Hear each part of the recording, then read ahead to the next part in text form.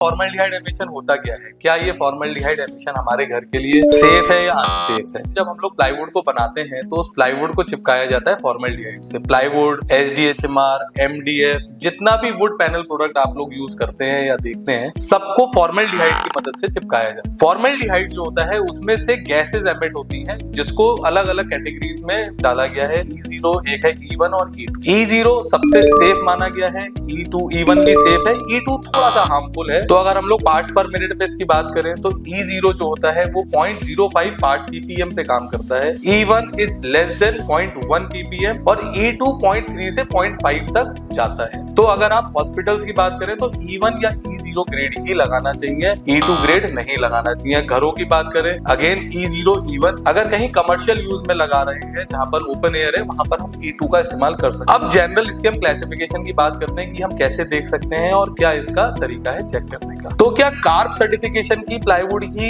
Safe है, उसके अलावा कुछ भी सेफ नहीं है? तो ये गलत है, क्योंकि कार्ब सर्टिफिकेशन एक कैलिफोर्निया एयर रिसोर्स बोर्ड का सर्टिफिकेशन है। यही अगर हम ब्यूरो ऑफ इंडियन स्टैंडर्ड्स की बात करें तो अभी जो लेटेस्ट अमेंडमेंट आया है उसके अंदर ब्यूरो ऑफ इंडियन स्टैंडर्ड्स ने भी E0, E1 और E2 लिखना अनिवार्य कर दिया किसी भी मैन्युफैक्चरर के लिए। तो आप जो भी आप IS ग्रेड का प्लाईवुड लेते हैं उसमें हमेशा ये मेंशन होता है कि ये कौन से ग्रेड के एमिशन वाला प्लाईवुड है। तो आप उस पर देख सकते हैं कि E0 है या E1 है। जरूरी नहीं है कि वो कार्ब सर्टिफाइड हो। अगर कोई कंपनी अपने प्रोडक्ट को एक्सपोर्ट कर रही है इंडिया के बाहर तो उसके लिए कार्ब सर्टिफिकेशन जरूरी हो जाता है, क्योंकि ग्लोबली कार्ब सर्टिफिकेशन को माना गया है। लेकिन वहीं आप इंडिया में अगर प्लाईवुड लगा रहे हैं जो कि IGBC का जिन्होंने रजिस्ट्रेशन ले रखा है और BIS सर्टिफाइड है जिसपे E0 या E1 मेंशन्ड है, वो प्लाईवुड भी आपके घर के लिए सेफ है लगाने के लिए। बहुत जरूरी नहीं है कार्ब सर्टिफिकेशन के पीछे भागे, क्योंकि वो एक ग्लोबल सर्टिफिकेशन है जो कि इंटरनेशनली हमें चाहिए। लोकली इंडिया में BIS का सर्टिफिकेशन पूरा है। अपने घर में E2 ग्रेड की या लोकल ब्रांड की लोकल प्लाईवुड लगाई हुई है तो आखिर इसका नुकसान क्या है? फॉर्मल्डिहाइड गैसेस बहुत हार्मफुल गैसेस होती हैं जो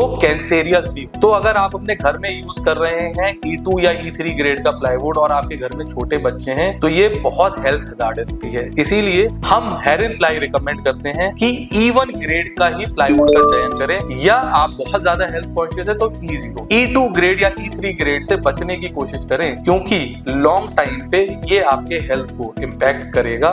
इसीलिए सेफ रहिए, सुरक्षित रहिए और हेरिन प्लाई एक सुरक्षित प्लाईवुड चुनिए।